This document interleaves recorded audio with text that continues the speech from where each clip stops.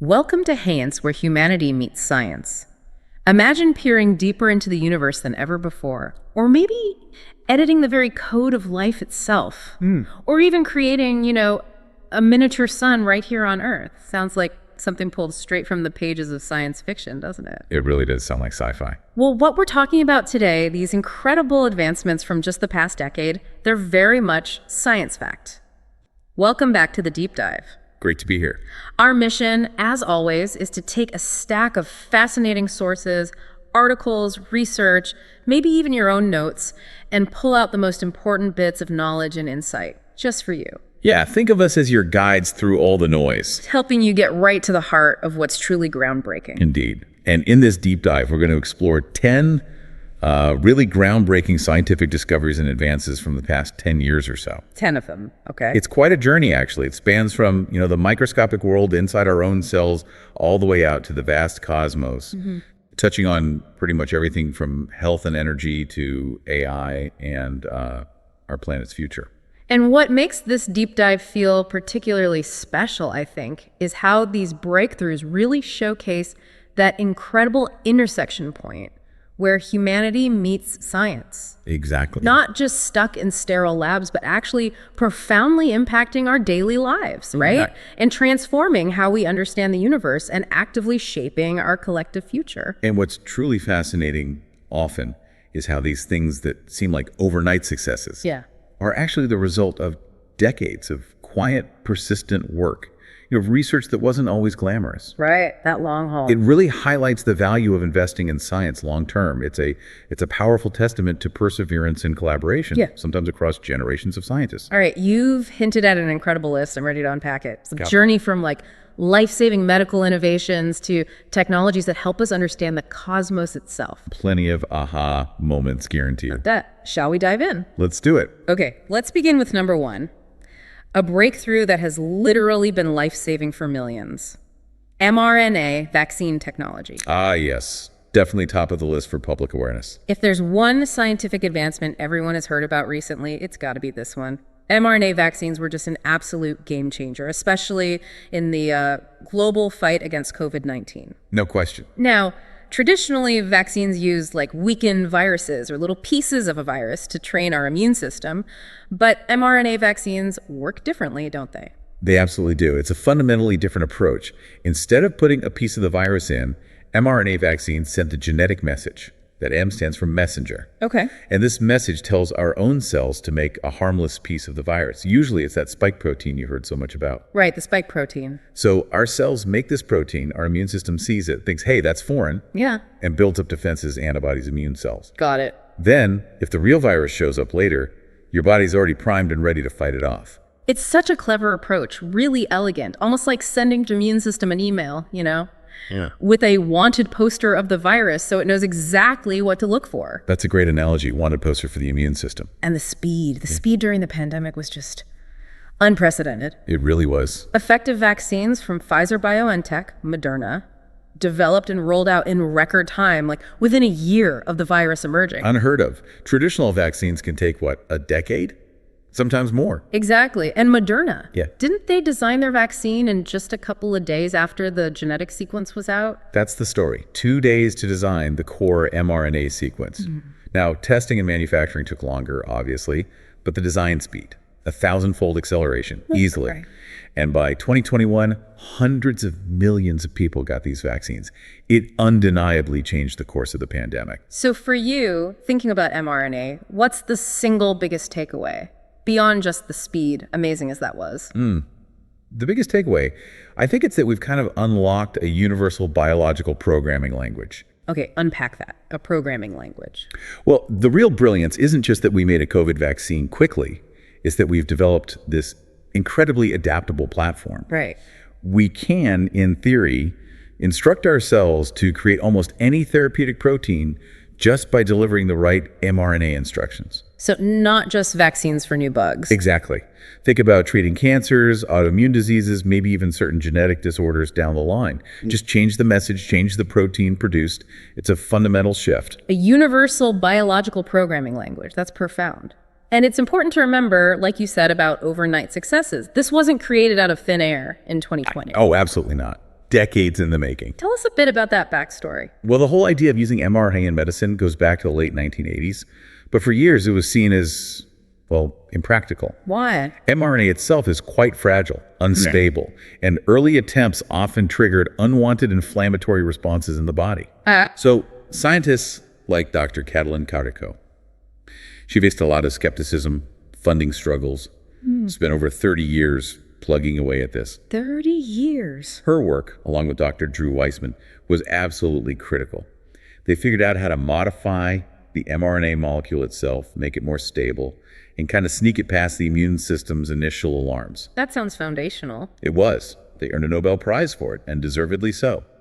Their persistence paved the way, made the technology ready when the world desperately needed it. What a story of perseverance. It really underlines that value of long-term basic research, doesn't it? Couldn't agree more. You never know where it will lead. And it's worth touching on safety because people definitely had questions about a new technology like this. Can you speak to this safety profile? Certainly. A key point is that the mRNA molecule, the message, it never actually enters the cell's nucleus. And the nucleus is where our DNA lives. Precisely. So it physically cannot integrate into or alter our genes. It's just a temporary instruction. The cell reads the message, makes the protein, and then the mRNA itself and the protein it made, they just get broken down naturally by the cell. Like a mission, impossible message that self-destructs after being read. Good analogy. Self-destructing instructions. Exactly. And those early worries about potential off-target effects, they've largely been addressed through really careful design and, of course, rigorous testing and massive trials. And the adaptability aspect. You mentioned the platform idea. Yeah, that's the other huge advantage. Yeah. Because we can design new mRNA sequences so quickly once we know a virus's genetic code. It really enables this plug-and-play kind of pipeline. Plug-and-play vaccine. Potentially, yes. If a new nasty virus emerges, we have the framework to respond much, much faster than ever before. So mRNA tech, it really shows humanity harnessing biology in this clever new way, not just for current threats, but opening up a whole range of future medical possibilities. Well said. It's humanity meeting science at exactly the right moment. And it underscores the value of investing in that science long before a crisis hits. Okay, so that's our first major discovery. mRNA vaccines, essentially turning ourselves into tiny, on-demand medicine factories.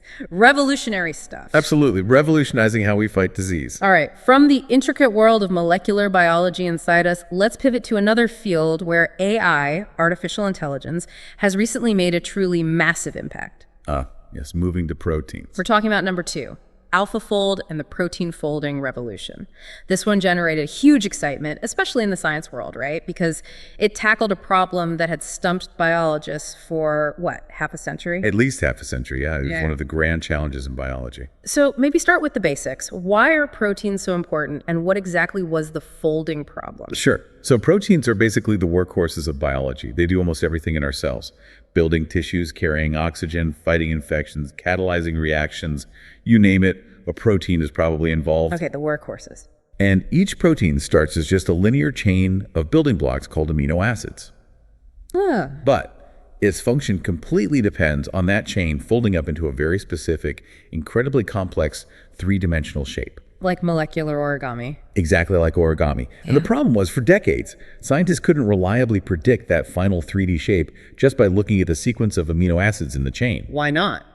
Because the number of ways a long chain could theoretically fold is astronomical, just mind-bogglingly huge. But in nature, it almost always folds into one specific functional shape. Predicting which shape was the challenge. The protein folding problem. Okay. And then along came AlphaFold, an AI from DeepMind. How did it crack this? AlphaFold used deep learning, a very powerful type of AI. It was trained on the sequences and known structures of tens of thousands of proteins. Okay. And essentially, it learned the complex physical and biological rules that govern how those amino acid chains fold up. In 2020, there's this competition called CASP. It's like the Olympics for protein structure prediction. AlphaFold entered, and its predictions were astonishingly accurate, almost indistinguishable from the results you get from really difficult, expensive, time-consuming lab experiments. Wow. Nobel laureates in the field called it a stunning advance, said it happened decades sooner than anyone thought possible. It was genuinely like someone suddenly solved this massive 50-year-old puzzle. I remember seeing those headlines, protein folding problem solved. It felt huge.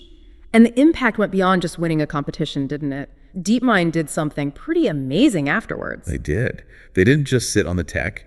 They used AlphaFold to predict the structures for, well, virtually all known proteins that scientists had ever sequenced. All of them. How many is that? We're talking about roughly 200 million protein structures. 200 million, compared to what we had before. Before that, over maybe 60 years of painstaking lab work, researchers had determined the structures of only about 170,000 proteins. So it was just an avalanche of data, a treasure trove delivered overnight. Pretty much, yeah. A massive treasure trove for biologists worldwide.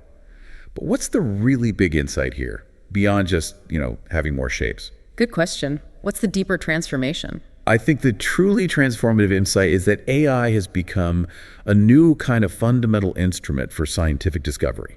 It's like inventing a new type of microscope, but for the digital age. Okay, AI as an instrument. It's not just about predicting shapes faster. It fundamentally changes the pace and the nature of biological research. Now, any researcher anywhere in the world can just look up a predicted structure for the protein they're studying instantly. Yeah, right. That massively accelerates everything. Drug discovery, for example. If you know the exact 3D shape of a protein involved in a disease, you can design a drug molecule that fits perfectly into it, like a key into a lock. It makes sense. It speeds up understanding basic biology, enzymology, genetics, everything. And crucially, it democratizes access. You don't need super expensive lab equipment to get high-quality structural information anymore. Levels the playing field. Exactly. It's AI transforming biology, making it more of an information science, allowing research to move at an unprecedented speed. That's a powerful frame. AI as a new scientific instrument. And it is kind of poetic, isn't it? That it took artificial intelligence, something from computer science, to crack this fundamental biological puzzle that had stumped humans for so long. It really highlights the power of interdisciplinary thinking, doesn't it? Combining computing and biology. And the work was rightly celebrated. Demis Hassabis and John Jumper, who led the AlphaFold team, they got the Breakthrough Prize and then the Nobel Prize in Chemistry in 2024. Well-deserved recognition for a fundamental breakthrough. You used the origami analogy earlier. Is AlphaFold like the origami master who can just see the finished shape from the sequence? That's a good way to think about it. It can look at that crumpled paper, the amino acid sequence, and accurately predict the intricate folded functional crane or dragon. And another really wonderful aspect was DeepMind's decision to make all those 200 million structures freely available in a public database. Open science in action. A beautiful example. Sharing that knowledge for the benefit of everyone, whether it leads to new medicines or just a deeper understanding of life itself. Fantastic. So AlphaFold is arming us with this foundational knowledge that's going to echo through research for decades. And it's probably just the beginning for AI and discovery. Absolutely. We're already seeing the next generation, AlphaFold 3, which came out in 2024. It goes beyond single proteins. Oh, how so? It can predict how proteins interact with other important molecules like DNA and RNA, and even how drugs might bind. It gives us an even deeper view into the complex machinery of the cell. Incredible. Okay, that's our second major discovery, AlphaFold, and the AI revolution in understanding the building blocks of life. A true game changer for biology. All right, from the tiny world of proteins, let's zoom out, way out, to something almost cosmic. A breakthrough in that decades-long quest for clean energy, the dream of fusion power. Ah, the holy grail. Number 3, the fusion energy breakthrough. We're talking nuclear fusion, basically, creating a tiny sun here on Earth to generate clean, almost limitless power. And this past decade saw a massive milestone, right? A huge one. For the first time ever, a fusion experiment actually produced more energy out than the energy directly put in to trigger the reaction, at least in the core reaction itself. Okay, tell us about that experiment. Where and when did this happen? This was in December 2022 at the National Ignition Facility, or NIF, which is part of Lawrence Livermore National Lab in California. YIF, got it. Imagine this setup. They have 192 incredibly powerful lasers, all focused onto a tiny target, smaller than a pea, holding hydrogen isotopes deuterium and tritium. Wow, 192 lasers on one tiny spot. For just a fraction of a second, those lasers delivered an intense pulse of energy, compressing and heating the fuel, causing those hydrogen atoms to fuse together, just like they do in the core of the sun. And the result? The fusion reaction released 3.15 megajoules of energy. The lasers had delivered 2.05 megajoules to the target.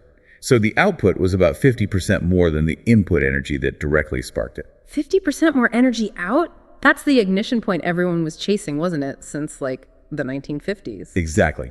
That threshold is called ignition, or sometimes scientific energy break-even.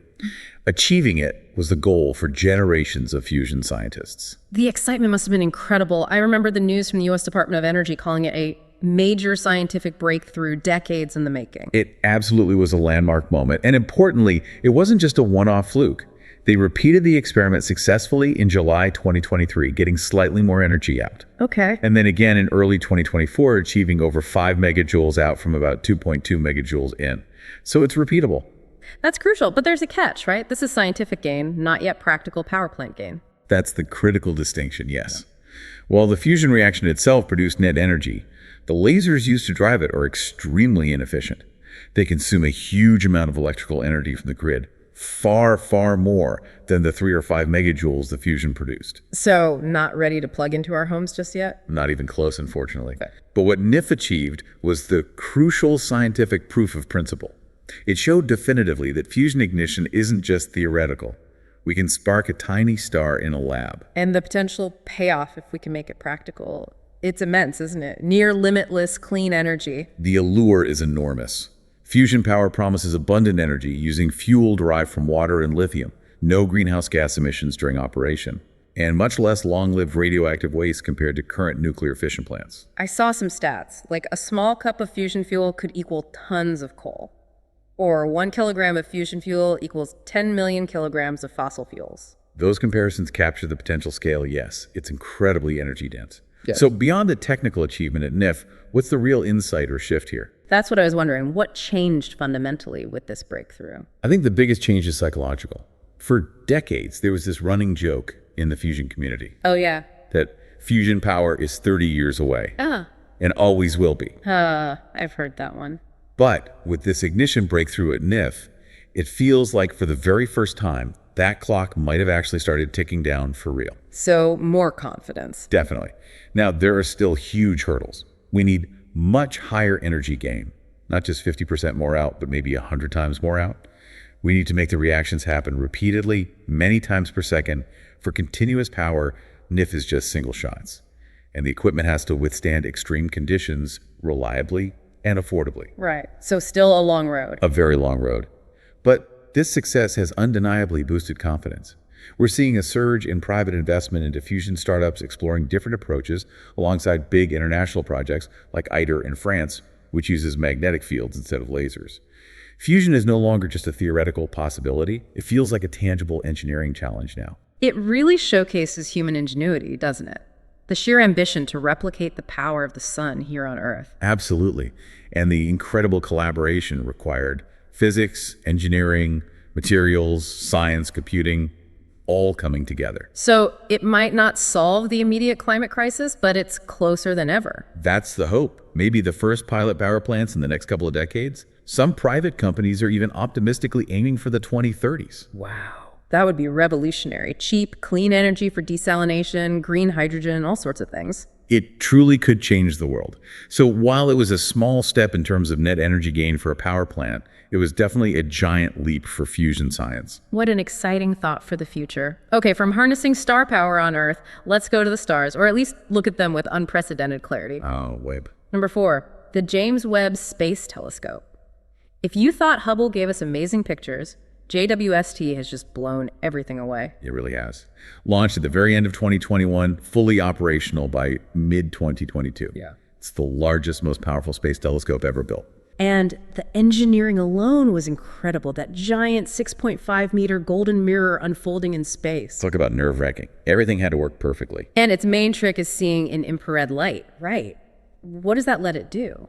Infrared is key for two main things. First, seeing farther back in time. Light from the very first stars and galaxies formed after the Big Bang has traveled for over 13 billion years to reach us, and along the way, the expansion of the universe has stretched that light into the infrared spectrum. Webb is designed to capture that ancient light. Seeing the cosmic dawn. Exactly. Second, infrared light can pierce through the dense clouds of cosmic dust to block visible light. This lets Webb peer into stellar nurseries where stars and planets are being born, regions Hubble couldn't see clearly. I vividly remember seeing that first deep field image JWST released SMSCS 0723. Just stunning. Thousands of galaxies. Mesmerizing, wasn't it? And those strange stretched arcs of light. That's gravitational lensing, where the gravity of massive foreground galaxy clusters bends and magnifies the light from even more distant galaxies behind them, like a natural cosmic telescope, helping Webb see even deeper. It felt like looking through a window to the deep, deep past. Gave me goosebumps. Me too. And many of those faint reddish blobs in that image, those are among the oldest, most distant galaxies ever seen, formed maybe just a few 100 million years after the Big Bang, around 13.5 billion years old. Incredible. And I heard Webb's findings about these early galaxies were actually surprising. Very surprising in some ways. Webb found these early galaxies were brighter, bigger, and seemed more chemically evolved, more complex than our theories predicted for that early stage of the universe. So it's challenging the models. It absolutely is. It's forcing astronomers to rethink how quickly galaxies formed and grew after the Big Bang. It's essentially helping rewrite the first chapters of cosmic history. Wow. Rewriting the textbook already. And it's not just distant galaxies, right? JWST is doing amazing things with exoplanets too. Oh yes, huge breakthroughs there. It captured the first direct image of an exoplanet by a telescope of its class, actually seeing the faint light of a planet orbiting another star. A gas giant, roughly Saturn-sized. Directly imaging an exoplanet. But maybe even more groundbreaking is its ability to analyze the atmospheres of exoplanets. How does it do that? When an exoplanet passes in front of its star, from our perspective, a tiny bit of starlight filters through the planet's atmosphere. Webb's instruments are so sensitive they can analyze that filtered light, looking for the chemical fingerprints of different molecules in the atmosphere. Like what? Well, famously, it made the first clear, unambiguous detection of carbon dioxide in an exoplanet's atmosphere on a hot gas giant called WSP-39b. Cool, we're on another world. Exactly. And it's also detected water vapor, clouds, sulfur dioxide, other molecules on various exoplanets. So the fundamental insight here is we're not just finding planets anymore. We're starting to characterize them. We're analyzing their chemistry. You said it before. It's like we're sniffing the air of worlds light years away. That's essentially what we're doing. How cool is that? It gives us unprecedented clues about what these distant worlds are actually like. It's just astonishing. The whole mission is such a triumph, isn't it? The engineering, the international collaboration. A massive international effort. NASA, ESA, the Canadian Space Agency. And getting that complex observatory unfolded, aligned to nanometer precision and operating near absolute zero, it's a masterpiece of engineering. And they're sharing the data openly. Yes, that's another key aspect. Webb's observations are made publicly available relatively quickly, so researchers worldwide can dig in. It accelerates discovery and makes it a truly global scientific endeavor. That's wonderful. So JWST, our fourth item, showing us the universe as never before and inspiring awe around the globe. Absolutely. A new window on the cosmos. Now let's shift gears again. From the vastness of space back down to the inner space of our own cells, our genes. Okay, back to biology. Let's talk about number 5. CRISPR gene editing. This is a technology that has given us truly unprecedented power to, well, edit the code of life itself. CRISPR, another one people have definitely heard about. Yeah. It even won a Nobel Prize recently, didn't it? It did.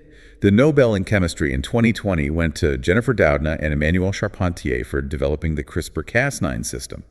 Well, the basic discovery was maybe early 2010s. The past decade has been all about seeing it move from the lab into real-world applications, especially in medicine. So for someone who isn't familiar, how would you explain CRISPR in simple terms? What does it actually do? Think of it like genetic scissors, or maybe even a word processor for DNA. Okay, I like word processor. It's essentially a tool that allows scientists to find a very specific sequence within the vast length of DNA and then make a precise cut at that location. A targeted cut. Exactly. And once you've made the cut, the cell's natural repair mechanisms kick in. You can use that process to, say, disable a faulty gene or even insert a new corrected piece of DNA sequence. So you can fix genetic typos. That's the core idea. And what's fascinating is that this incredibly powerful tool wasn't invented from scratch by humans. It was adapted from a natural defense system that bacteria use. Bacteria use it? How? They use their own CRISPR systems to basically chop up the DNA of invading viruses. Scientists figured out how that system worked and cleverly repurposed it as a programmable gene editing tool for other organisms, including us. Amazing. Nature's own gene editor. So the big story this decade is CRISPR moving into the clinic. Precisely. It made gene editing vastly faster, cheaper, and more precise than older methods. What used to be science fiction, curing genetic diseases by directly fixing the underlying DNA defect, is now becoming a reality. We've seen actual results, right? Like with sickle cell disease. Yeah. Yes. truly remarkable results. Clinical trials treating sickle cell disease have been incredibly successful. Patients like Victoria Gray in the US, one of the first to receive CRISPR-edited cells, have seen life-changing improvements. Same for beta thalassemia, another inherited blood disorder. How does that work? Do they edit every cell in the body? No, typically for blood disorders like sickle cell, they take stem cells out of the patient's bone marrow, edit the faulty gene in those cells in the lab using CRISPR, and then infuse the corrected cells back into the patient. Those corrected stem cells then produce healthy blood cells. Got it. So it's targeted. Very targeted. And we're seeing promising results for other conditions too, treating certain types of genetic blindness, like liver congenital amaurosis, by injecting CRISPR components directly into the eye, or treating a rare liver disease called transthyretin amyloidosis. In cancer, I heard CRISPR is being used there too. Yes, particularly in enhancing CAR cell therapy, which is a type of immunotherapy for blood cancers like leukemia and lymphoma. How does CRISPR help? Researchers use CRISPR to engineer the patient's T cells, a type of immune cell, to make them better cancer fighters. They can make the CAR T cells more persistent, better at targeting cancer, maybe even safer by adding safety switches to control their activity if needed. So beyond fixing specific diseases, what's the bigger picture here? How is CRISPR changing medicine fundamentally?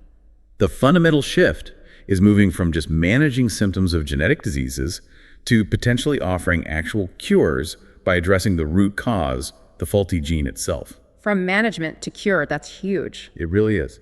It opens the door to treating potentially hundreds, maybe thousands of inherited conditions that were previously untreatable. I used the metaphor earlier. It's like we're writing erasers and correction fluid into the book of life. I love that correction fluid for DNA typos. That's exactly it. We're still in the relatively early days of using this in patients, but the pace of progress in just the last few years has been absolutely breathtaking. Now, there are ethical considerations too, right? People worry about designer babies. Yes, and those are crucial discussions to have. The scientific community draws a very strong line between two types of editing. There's somatic cell editing, which is what we've been talking about, editing cells in a patient's body to treat their disease. These changes affect only that individual and are not passed on to their children. Okay, somatic editing for treatment. Then there's germline editing, which would involve editing sperm, eggs, or embryos.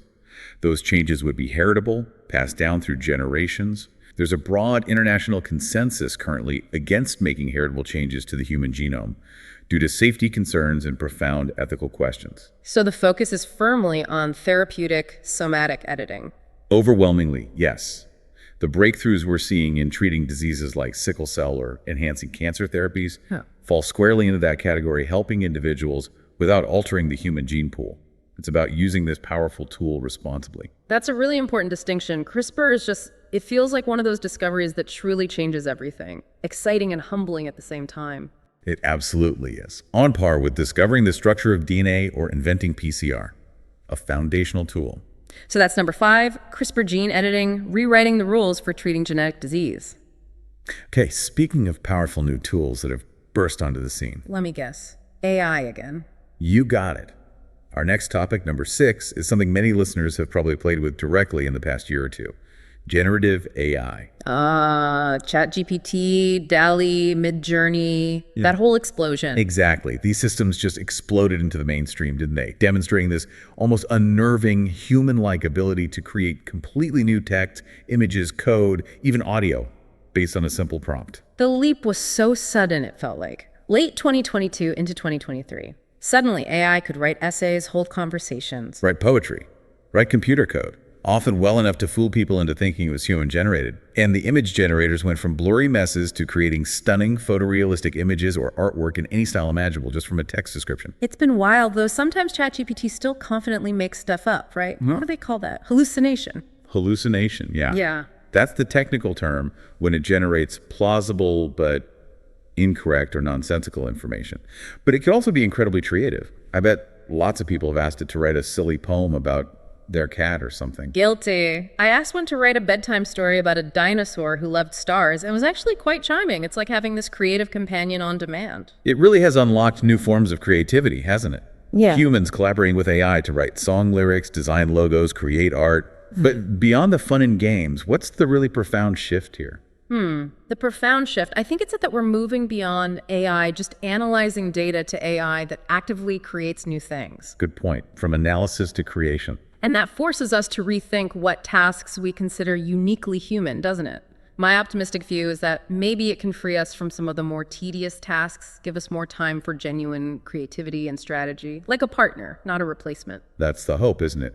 Augmenting human capabilities. It can help people who struggle with writing, maybe, or help dyslexic individuals compose text, generate personalized study materials. Those are all real positive uses we're seeing emerge.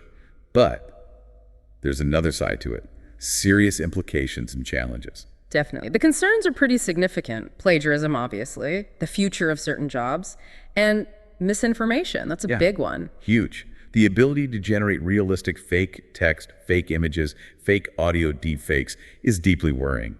We saw incidents in 2024, didn't we, where AI cloned voices of politicians were used to spread false messages. Yeah, that's scary stuff. How are we dealing with that? Well, tech companies are working on ways to watermark or detect AI-generated content, but it's kind of a cat and mouse game. Education is grappling with it too, how to use AI tools responsibly.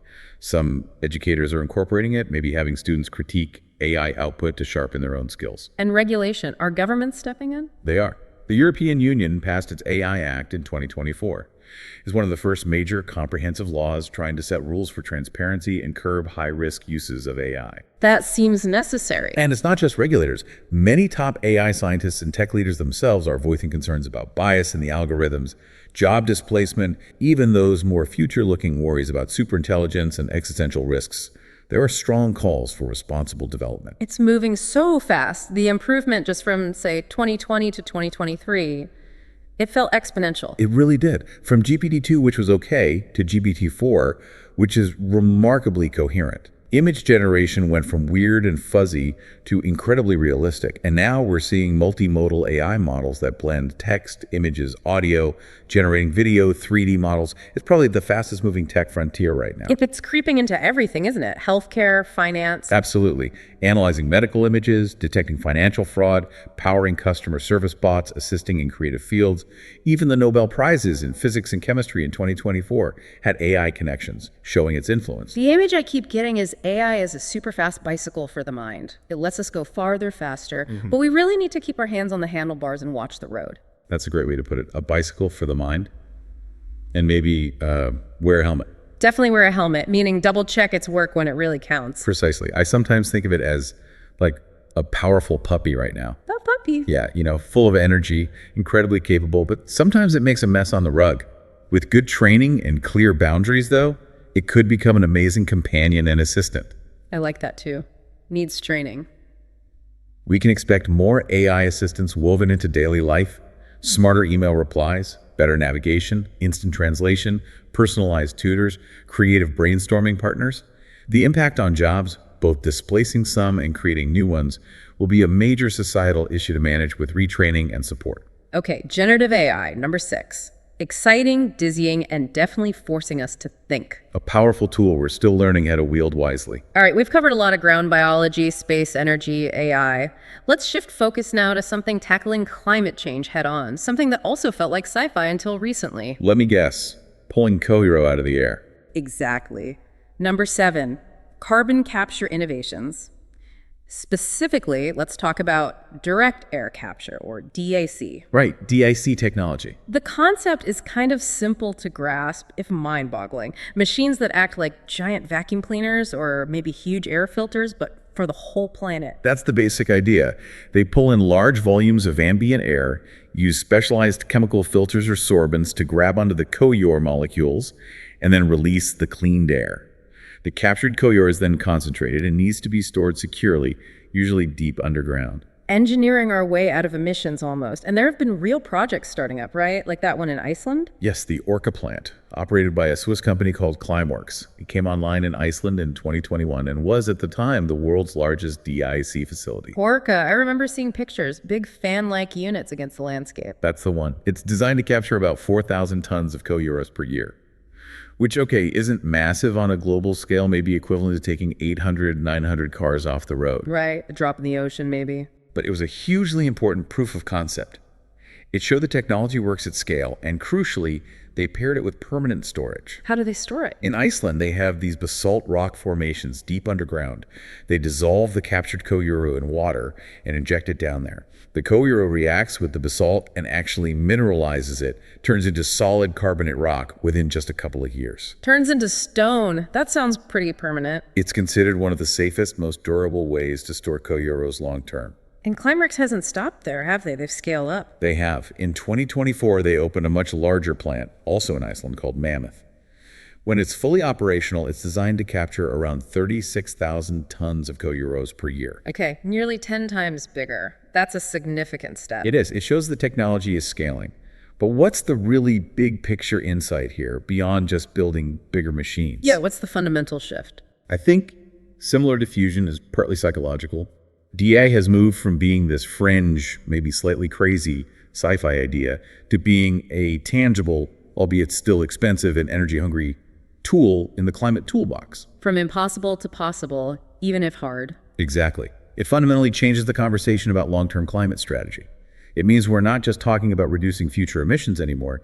We're actively developing ways to clean up the legacy carbon already in the atmosphere. That's a big deal, because we have to do both, right? Cut emissions and clean up the excess. Absolutely. Cutting emissions drastically is priority number one, no question. DA is not a substitute for that. But having a viable way to potentially undo some of the damage to achieve negative emissions provides a crucial extra layer of hope and a more complete strategy. Scientists say we might need to remove billions of tons per year by mid-century, though. Going from thousands to billions, that's the challenge. That's the massive scaling challenge, yes. The 2020s are really seen as the critical decade for getting these technologies on a steep growth curve. We need costs to come down and deployment to ramp up significantly. Is that happening? Is there momentum? There is growing momentum. More companies are entering the space, more pilot projects are being built, and governments are starting to provide serious support. The US, for example, is investing heavily in creating large-scale DA hubs. So it's not just Climeworks. Oh no, there are numerous players now, exploring different chemical approaches, different engineering designs. And while DE gets a lot of attention because it cleans ambient air, there are also ongoing improvements in capturing co-euro directly at emission sources, like power plants or cement factories. But DC is perhaps the most groundbreaking focus this decade. It's kind of poetic, isn't it? Building machines that act like artificial trees. It is. And they complement natural solutions like reforestation and restoring wetlands, which are also vital carbon sinks. DIGI has advantages. It can be located almost anywhere and doesn't require huge amounts of land.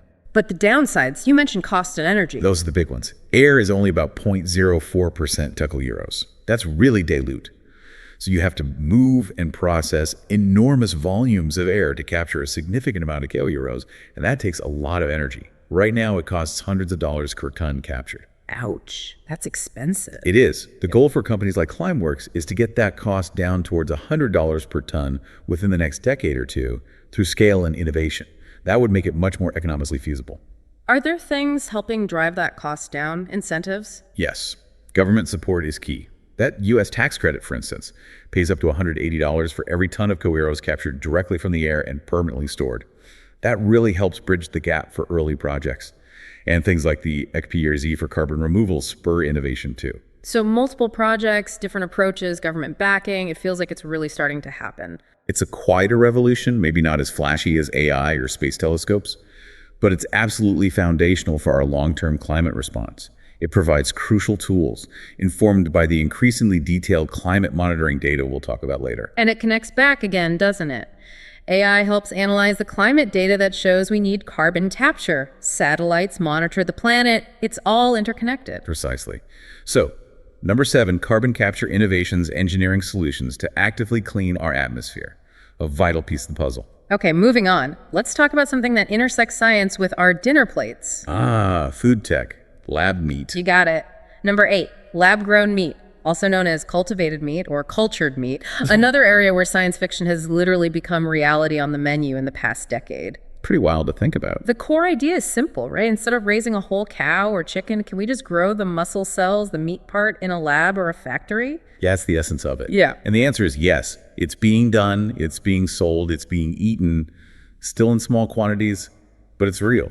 The journey here has been incredibly fast in terms of cost reduction, hasn't it? I remember that first lab-grown burger. Dr. Mark Post, 2013, made headlines worldwide. One burger patty cost a staggering $330,000 to produce. $300,000 for a burger, a very expensive proof of concept. Definitely. But look where we are now. Just 10 years later, by 2023, estimates put the cost somewhere around $10 per burger, maybe even less for some chicken products. And it's still falling. That's a remarkable drop. Incredible progress. And then came the regulatory hurdles. Which country was first to approve it for sale? That was Singapore, back in December 2020. They approved cultivated chicken nuggets made by a U.S. company called Eat Just. So actual diners in Singapore could order and eat chicken grain from cells. History made. Amazing. And the U.S. followed suit? Yes, in mid-2023, the FDA and the USDA both gave the green light to two companies, Upside Foods and Good Meat, which is Eat Just's cultivated meat division, to sell their cultivated chicken here. So Americans can now, theoretically, eat lab-grown chicken. Yes. The CEOs were ecstatic, calling it a dream come true, a new era. Initially, it's rolling out very slowly, mostly in exclusive high-end restaurants. It's still a novelty item, not in supermarkets yet. But the approvals were a massive milestone. So how is it actually made? You take some cells. Right. Typically, they start with a small biopsy from a live animal, a procedure that's generally harmless. They isolate specific cells, often stem cells or muscle precursor cells. Okay. Then they put these cells into what's called a culture medium, basically, a nutrient-rich broth that feeds the cells. And they grow these cells in large stainless steel tanks called bioreactors. Like brewing beer, but with cells. Sort of analogous, yeah. The cells multiply and differentiate, growing into muscle fibers. Sometimes they're grown on edible scaffolds to help give the final product more structure, more texture. And the result is actual meat. Biologically, yes. It is animal muscle tissue, identical at the cellular level to meat from a slaughtered animal. It's just produced in a different way. So the big question, how does it taste and feel? Reports suggest it's getting remarkably close, especially for ground products like nuggets, sausages, or meatballs, where texture is less complex. That first $300 K burger was apparently a bit bland because it lacked fat, but critics said it had the right meaty bait. Today's products incorporate fat cells too, and are much improved. What about a steak, a whole cut? That's still the bigger challenge, replicating the complex structure, the marbling of fat within muscle. That gives a steak its characteristic texture and juiciness. But companies are working hard on it, using techniques like 3D bioprinting or developing sophisticated plant-based scaffolds. Okay, so the tech is advancing. What are the main arguments for lab-grown meat? Why do this? Two huge drivers: sustainability and ethics. Okay, tell me more. On sustainability, traditional livestock farming has a massive environmental footprint. It uses huge amounts of land for grazing and growing feed, consumes vast quantities of water, and is a major source of greenhouse gases, particularly methane from cattle. Right, I heard livestock is like 14-15% of global greenhouse emissions. Around that figure, yes. Cultivated meat, especially if the bioreactors are powered by clean energy, has the potential to use dramatically less land, less water, and produce far fewer emissions per pound of meat. And the ethical angle? That's straightforward. No animals need to be raised in confinement or slaughtered. For people who enjoy eating meat but are troubled by the animal welfare aspects of industrial farming, cultivated meat offers a potential guilt-free alternative. It could potentially eliminate the suffering of billions of animals annually. That's a powerful argument, but it's not mainstream yet. What are the hurdles still? It's definitely still an infant industry. The biggest challenges are scaling up production massively to meet potential demand and driving costs down even further to compete with conventional meat prices. Makes sense. Scale and cost. Also, developing cheaper, effective culture media that don't rely on animal components like fetal bovine serum. That's been a key research area. And then there's consumer acceptance. Will people embrace meat grown in a tank? Good question. What's the sense on that? Younger generations seem generally more open to it, especially given the environmental and ethical benefits. But clear labeling and addressing the yuck factor some people might feel will be important. Even getting the naming right, lab-grown, cultivated, cultured, cell-based, is part of the process. It's fascinating. It exists alongside the plant-based meat alternatives, like Beyond Meat and Impossible Foods, right? Both aiming to shift protein production. Exactly. They share similar goals, just using different technological approaches. It's a really dynamic space. I have to admit, I'm really curious to try it. Maybe starting in fancy restaurants, but who knows? In 10 years, maybe we'll see a cultured burger. Maybe. It definitely brings science right into our daily lives, onto our forks. Yeah. So, lab-grown meat, number 8. A potential revolution in how we produce and consume protein. Okay, 9 down, 1 to go. No, wait, that was number 8. 2 more. Number 9 sounds like it's straight out of cyberpunk. Connecting brains to computers. You got it. Number 9. Brain-computer interfaces, or BCIs. This is technology that allows the brain to directly communicate with or control external devices, computers, robotic limbs, wheelchairs, just by thinking. Or sometimes the other way around, sending information back to the brain. Right. And the progress this decade, especially for helping people with severe paralysis or neurological conditions, it's been incredible, restoring abilities that seemed lost forever. It's profoundly human work, using high technology to overcome biological limitations. We're talking about giving people back a voice or the ability to move after devastating injuries or diseases. There was that amazing example in 2021, a paralyzed man typing just by thinking about handwriting. Yes, that was a landmark study from Stanford. This man, paralyzed from the neck down, had small electrode arrays implanted in the part of his brain that controls hand movement. Okay. He would simply imagine writing letters and words, and the VCI system decoded those neural signals in real time, translating them into text on a screen. And he typed out fast. He reached 90 characters per minute, just about 18 words per minute. That's a record for this type of BCI and close to typical smartphone typing speeds. And with high accuracy too, over 94%. Just imagine being able to communicate fluidly again after being locked in. That's life-changing. What's the core insight from breakthroughs like that? The core insight is that we're learning to read the brain's intentions with increasing fidelity. We're building these digital bridges to bypass damaged pathways and reconnect the brain to the outside world, or even to other parts of the body. Like restoring speech. There was another case like that, wasn't there? Also in 2021, yes. Researchers at UCSF worked with a man who had lost the ability to speak clearly after brainstem stroke over 15 years earlier. 15 years of silence. Using a different type of BCI implant that read signals related to speech production, they were able to decode his intended words and display them as text at about 15 words per minute. Yeah. He literally described it as getting his voice back. The emotional impact is just immense. Unbelievable. And then there was that even more recent story from Switzerland, helping a paralyzed man walk again. Ah, yes, Gert-Jan Oskam's story. Truly remarkable work published in 2023. He had been paralyzed after a cycling accident damaged his spinal cord. What did the researchers do? They created what they called a digital bridge.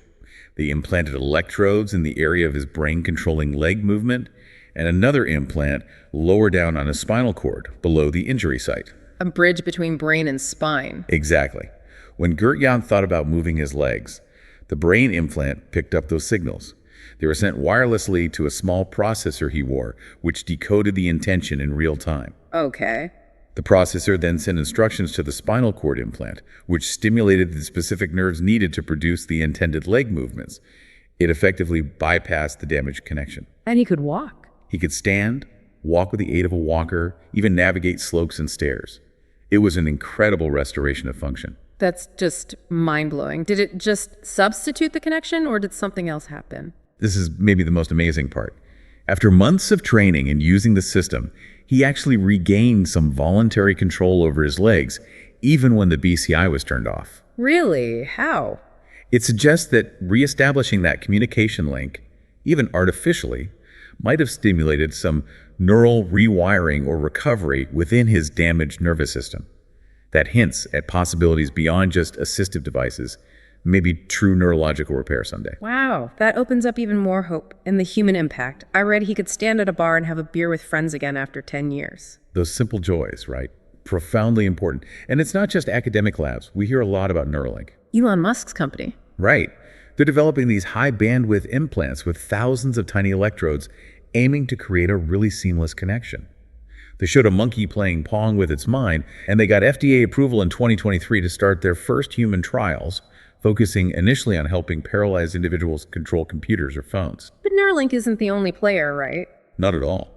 There are many other companies and research groups. Synchron, for example, has a device called the Stentrode, which is less invasive. It's implanted via blood vessels near the brain's motor cortex, avoiding open brain surgery. Their patients have been able to send texts and emails just by thinking. Less invasive sounds good. Are there non-invasive options too, like headsets? Yes, EEG headsets that read brainwaves from the scalp are constantly improving. They're great for things like controlling games or simple devices, but for restoring complex functions like movement or speech in paralyzed individuals, implants currently provide much clearer, more precise signals. And the tech is moving towards two-way communication. That's a major frontier, bidirectional BCIs. Systems that can not only read brain signals, but also write information back in by stimulating specific brain areas. What could that be used for? Restoring a sense of touch for people using prosthetic limbs, potentially treating conditions like depression or chronic pain by modulating brain activity. Maybe even, much further down the line, enhancing cognitive functions like memory or learning. Though that last part raises significant ethical questions about enhancement versus therapy. Definitely opens up a can of worms there. But the focus now is medical. Primarily medical and restorative, yes. And the devices themselves are becoming more practical, wireless, rechargeable, fully implantable, moving them out of the lab and towards real-world use.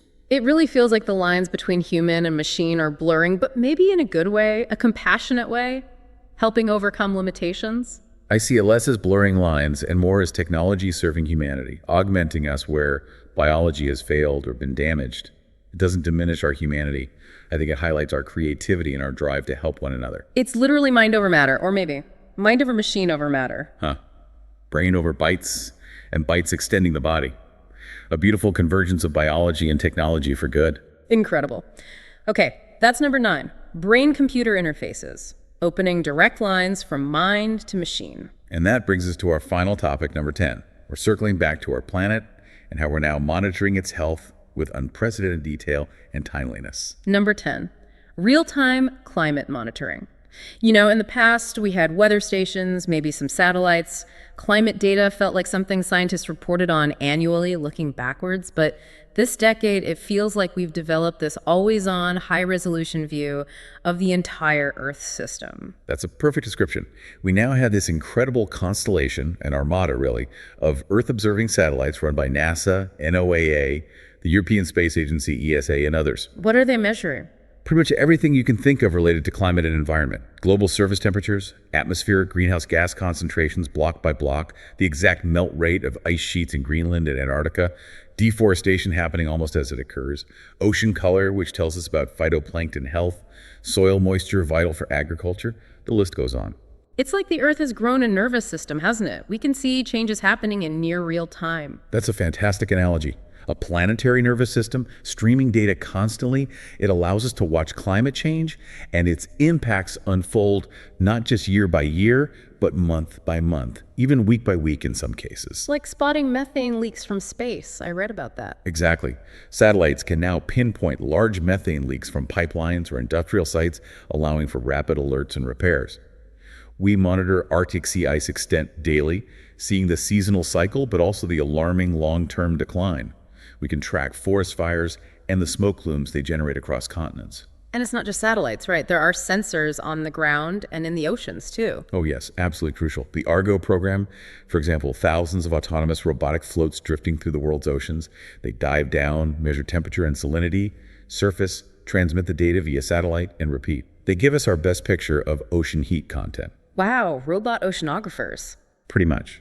And on land, we have thousands of stations measuring co-Euros and other gases, like the famous Mauna Loa Observatory in Hawaii, giving us that daily co-Euros reading plus measurements from aircraft, balloons.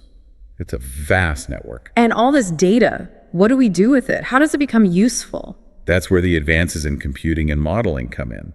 We can now assimilate this torrent of real-time data into incredibly complex computer models of the Earth's climate system. Creating like a live picture. Exactly. Some agencies are even working towards creating a digital twin of Earth, a dynamic, constantly updated virtual replica of our planet based on the latest observations. You could use it to test climate policies or improve forecasts. A digital twin Earth. What's the main benefit of having all this real-time monitoring capability? The core benefit is timely, actionable intelligence. We don't have to wait months or years for a research paper to tell us what happened. We see it unfolding. Like an iceberg breaking off, or a marine heat wave. Precisely. Satellites see it immediately.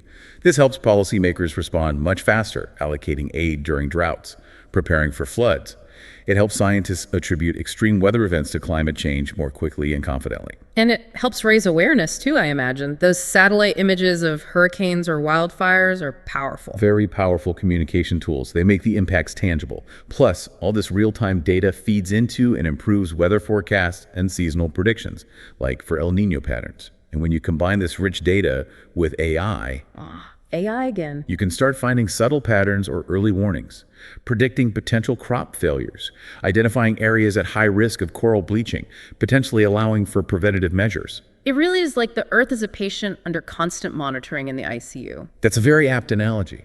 Climate scientists can check the planet's charts anytime, spot anomalies quickly, and investigate. And like carbon capture, this feels like a quieter revolution, maybe, but essential. Absolutely foundational.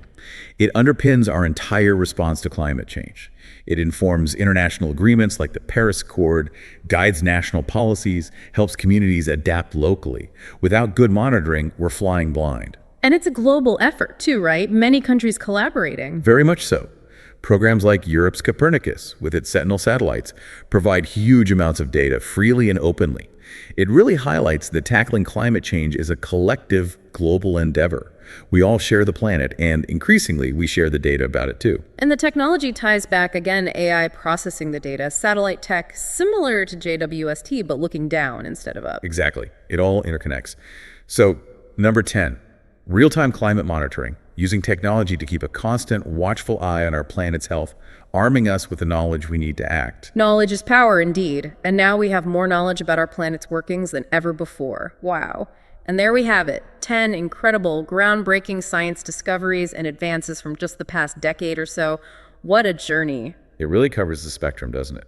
From the microscopic world of mRNA and CRISPR out to the vast cosmos with JWST, from AI in our computers to BCIs connecting to our brains. From saving lives to saving the planet. It's quite a list. Let's quickly run through them again. Good idea. 1, mRNA vaccine technology. 2, AlphaFold solving protein folding. 3, the fusion energy breakthrough. 4, the James Webb Space Telescope. 5, CRISPR gene editing hitting the clinic. 6, the explosion of generative AI. 7, carbon capture innovations taking off. 8, lab-grown meat becoming a reality. 9, brain-computer interfaces restoring function. And 10, real-time climate monitoring, giving us that planetary checkup. Phew. When you list them like that, it's really impressive. Reflecting on all of them, I'm struck by the diversity, like you said, health, space, energy, environment, tech. But there's this common thread, isn't there? Innovation serving humanity. Yeah, I see that too. Each one is fundamentally changing our world in some way, protecting us from disease, expanding our understanding, safeguarding our future here on Earth. And beyond the science itself, I keep thinking about the human stories woven through these breakthroughs. Absolutely. The scientists who just wouldn't give up for decades. The patients whose lives were utterly transformed by a new therapy. The incredible global teamwork needed for things like JWST or fusion research. It shows the best of what we can do, doesn't it? Yeah. When we combine that innate curiosity with creativity and collaboration. It really does. That humanity meets science theme feels very real across this list. And notice, too, how many of these directly address a challenge or a need. mRNA vaccines tackled a pandemic. Fusion and carbon capture address energy and climate. Lab meat tackles sustainability and ethics. CRISPR tackles untreatable diseases. Even generative AI, for all its complexities, addresses needs for better tools, for democratizing information and creativity. They're all problem solving in a way, or opening up new possibilities. Exactly, solving problems, opening doors. You know, it leaves me feeling quite hopeful. It's easy to focus on the problems in the world, but conversations like this, digging into these achievements, it's a reminder that there are brilliant, dedicated people all over the globe working tirelessly to find solutions, piece by piece. It's a comforting thought, like a modern version of a fireside chat about human ingenuity. Yes. Reassuring that maybe the next generation will inherit a world with less disease, cleaner energy, maybe even a deeper sense of wonder. I feel the same. It's almost like a lullaby made of science facts. Science lullaby, I like that. And for you, listening, Yeah. maybe drifting off, just imagine, right now, as we speak, our planet Earth is gently bobbing on ripples in space-time. Waves generated by colossal events like merging black holes billions of years ago. Wow. And thanks to human ingenuity, instruments like LIGO and Virgo, we now know that. Yeah. We can detect those whispers from the dawn of time. How amazing is that? That's a perfect thought to end on. Stay curious, everyone. Always stay curious. There's so much more out there to discover. Absolutely. This has been the Deep Dive. Until next time, stay safe and keep wondering about the world. Welcome to Haience, where humanity meets science. Goodbye.